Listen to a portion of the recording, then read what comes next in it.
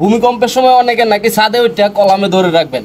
আমার সাথে আমার বিভিন্ন ভিডিওর মধ্যে কমেন্টে আপনারা বলতেছেন আপনারা ছাদে উঠে কলামে ধরে বসে থাকবেন। কিন্তু আজকে আপনাদেরকে আমি বিস্তারিতভাবে বুঝাবো যে ভূমিকম্পের সময় আপনারা ছাদে উঠবেন কিনা বা কি করবেন সম্পূর্ণ আমি বুঝাই দিতেছি। এখন আপনি মনে করেন এটা একটা ছাদ, এই যে এটা সম্পূর্ণ একটা ছাদ, এটা কলাম, এটা কলাম, এটা কলাম, এটা কলাম, এটা কলাম। এখন আপনি যে কোনো একটা কলাম এসে ধরে বসলেন।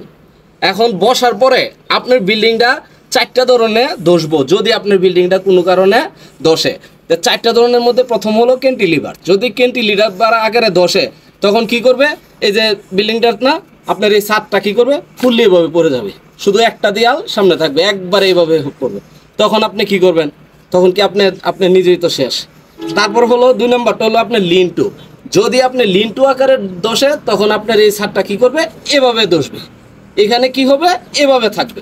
এভাবে যদি থাকে, আপনি যদি রুমে থাকেন তাহলে এখানে কি করবে, একটু খালি জায়গা থাকবে, মানে বয় স্পেস থাকবে। বয় স্পেসের ভিতরে আপনি কি হবে, আপনি যদি রুমের ভিতরে থাকেন আর বিম কলামের পাশে থাকেন তখন কি হবে, আপনি এখানে বাঁচতে পারবেন, বুঝছেন। আর যদি ছাদে থাকেন তখন আপনার কি হবে, এখান থেকে গড়ায় আপনি পড়ে যাবেন না, আপনি কি থাকতে পারবেন, গড়ায় একবারে নিচে যাবেন, এখানে আপনার উপরে কংক্রিট পরে আপনার শেষ। তারপর হলো 3 নম্বরটা হলো আপনার বি শেপ। যদি আপনার বিল্ডিংটা বি শেপ হলো, এটা আপনার ছাদটা কি করবে, সেম এভাবে ভিতরে ঢুকে যাবে, মানে বিয়ের মতো, এভাবে বিয়ের মতো ভিতরে ঢুকে গেল।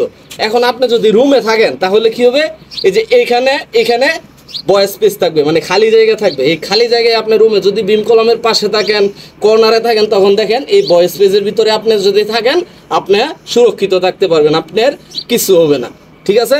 আর যদি আপনার কপাল খারাপ হয়, যে সাভারের রানা প্লাজার মতো যদি প্যানকেক আকারে বিল্ডিংটা ধসে, তাহলে আপনার ফুল বিল্ডিংটা কি হবে, একবারে যেভাবে চ্যাপটা হয়ে যাবে।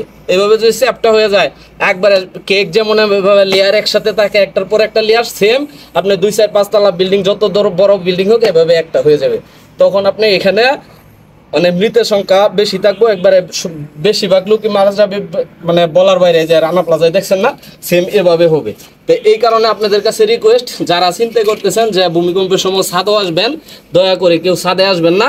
আপনারা বিম কলামের পাশে আশ্রয় নেবেন, এবং কোথায় কোথায় আশ্রয় নেবেন আমি বিভিন্ন ভিডিও দিয়েছি এবং সামনে আরও দিব, এগুলোতে দেখতে পারবেন। আর যদি ভিডিওটা ভালো লাগে, আপনার বন্ধু বান্ধব আত্মীয় স্বজনকে আপনারা ভিডিওটা দেখানোর সুযোগ করে দিন। ধন্যবাদ, আসসালামু আলাইকুম।